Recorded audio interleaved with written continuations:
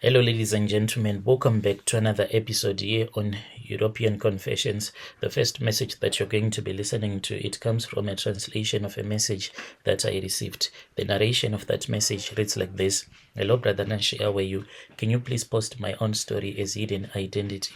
When I came here to South Africa, I had high hopes that everything was going to work out. But after I started struggling in life, that was when my wife left me. After she had left me, I was really heartbroken. I then spoke with this other friend of mine. So he was going to this other church. He then told me that he was going to speak with one of the agents to see if I could get a job there at his church. Then he told me that we were supposed to go and meet this pastor, a very famous pastor that he used to preach even on SABC. When we went to his house, I was even shocked because this man, he really has a very big mansion. When we arrived there, that was when we were told to wait for the pastor. So we were in the living room. That was when he came. When he came, he had 4 bundles of money, and he placed it onto the coffee table. And he told us that he was going to give that money to me and my friend. And then we counted the money. The money, it was 40,000 rands. And I was then given 20,000. Some of that money, it is the money that I used to open up my few spaza shops that I have in the location. But I even wonder, how does this so-called man of God sleep at night with everything that they made me to do? Because I was then told that from now on, I'll be working for him as a hired actor, meaning that I'll be taken to different churches acting as if I was someone who is sick, and then when the pastor will be praying for me, then I'll act as if I have been healed by the pastor. So I thought that maybe it was a joke or a prank. I only started to believe it. This was when I was taken to one of his properties. When I was taken to that house in Johannesburg, that was when I saw that there were a lot of men and women that were there. They were also hired actors, each and everyone waiting for the time when he or she will be called to his church so that they can act as if they are really sick. Then on that day, then the pastor will pray for that person. Then the person will start to celebrate and will say that indeed the Lord has finally healed me. We stayed at that house for about a month because you have to go under this training program where you are being trained how to act as if you are someone who is paralyzed depending on what the pastor wants you to do. As for me, I was then told that I was going to act as if I have this sort of like a rare disease. This man, he even works with some doctors. There was one doctor who was working with us. You see, like if you are at work, then you have an accident, then you have to be rehabilitated. Maybe you have lost your hand, or maybe you can't use your legs anymore. You are now bound to a wheelchair. So there are those type of doctors. I just don't know what is the name of that type of a doctor who will help you to at least adjust to your new life. So this doctor, each and every day, he would come one by one. He would teach us.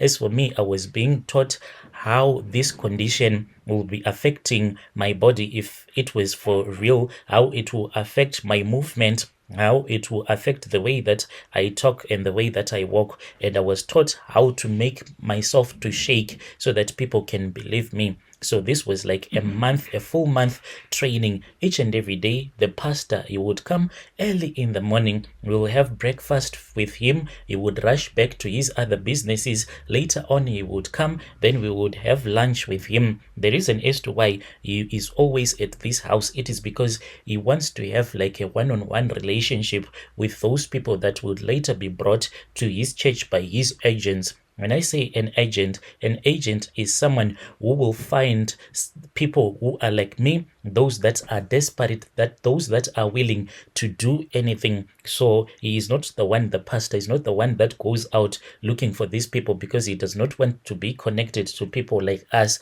Otherwise, he will get himself exposed.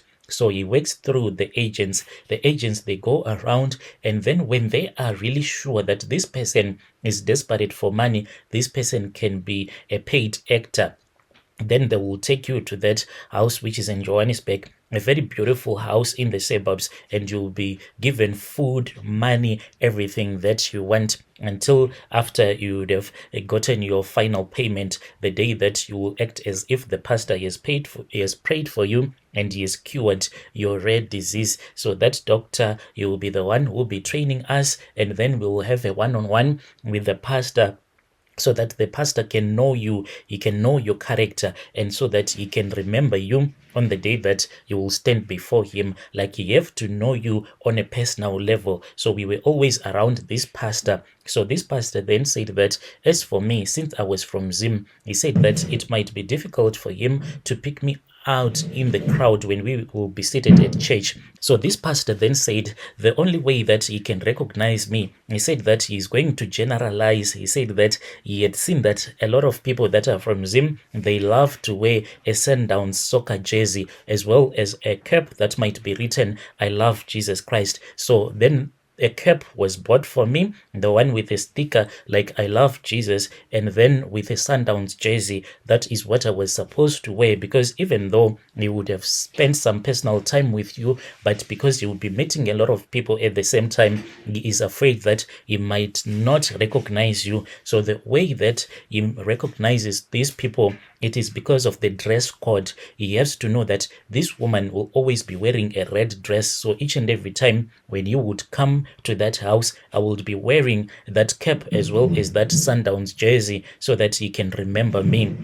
When the pastor was satisfied that now I was a good actor, and then I was taken to his church, which is also in Joburg, and a lot of people, they come to that church. I was taken to that church, but I was then told that I was not allowed to sit like in the main building. I had to sit in the overflow tent, so that people won't even suspect.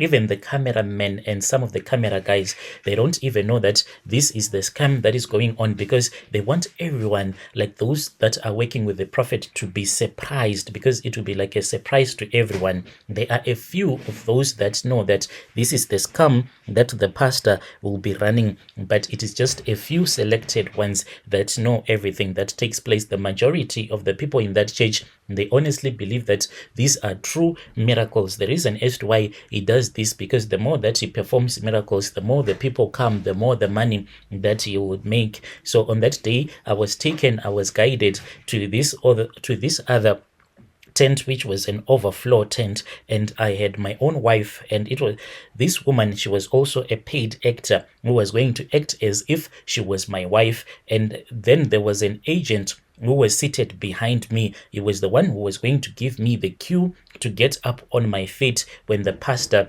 will be prophesying. So my wife, my fake wife, she was seated right next to me. So the pastor then started to prophesy. He then said that, "I am sensing in the spiritual realm, I am sensing that there is a man here with a rare disease. This man, he cannot walk properly. I am sensing the Lord is showing me. He is trying to show me, but the devil is trying to block this man from receiving his miracle." Then he started to pray. And finally, and he said that this man, by the power of God, I can see that God has favored him, because I can see that he is wearing a cap that is written, "I love Jesus." That cap has come to his rescue, and this man is in this place. And that was when that man, the agent who was seated behind me, he pulled my Sundowns jersey just a little bit without everyone noticing, and I knew that it was my time.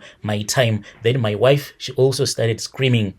And then I tried to go up and walk, and each and every time when I would try to walk, then I would make myself to fall down. In that moment, Brother Nashi, I did not even know if the thing that I was doing, if it was real or if it was fake. Remember that my condition, I was supposed to look like I was someone that was weak. The moment that I started staying at that house in Johannesburg, they had this other scale, and they had to see how much I was weighing. And then I lost a lot of kgs, because they wanted me to be really skinny so as to convince people. So sometimes I would not eat, or they would just give me some food so as to make me to lose weight. So on that day, when I was taken to church, I was like looking like someone who is really sick, and I was weak, not because I was sick, but because of hunger. I had not eaten anything the previous day and on that day. So I started feeling like really weak, exhausted, fatigued. And because of the noise, the praise and worship singing, the pastor screaming on top of his voice,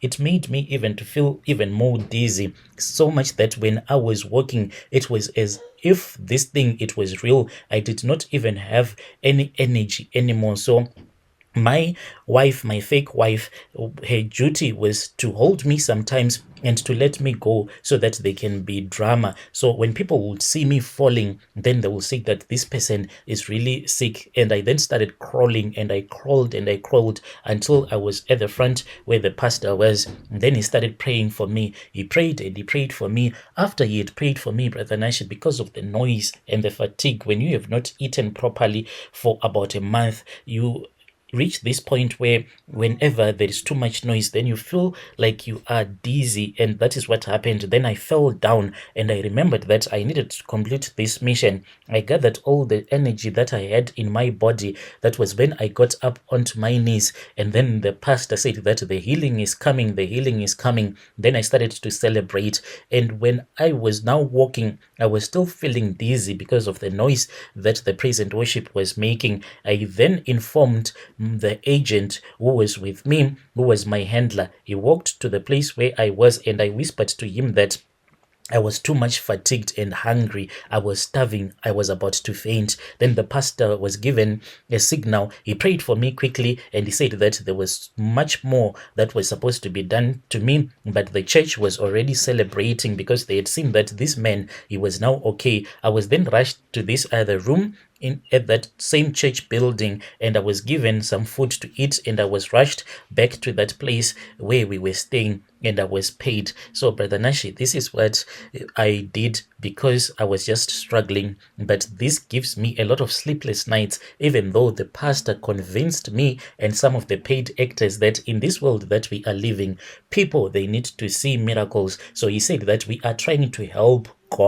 helping God so that Christians, they cannot lose their faith. So he said everything that we were doing, it is holy. But after everything that I did, I just feel like I am just guilty as he is.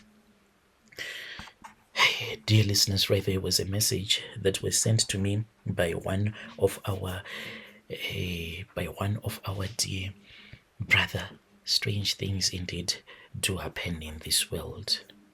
You're faking miracles to that extent, working with doctors, being staffed so that you can convince people for 1 month, being trained by doctors. You're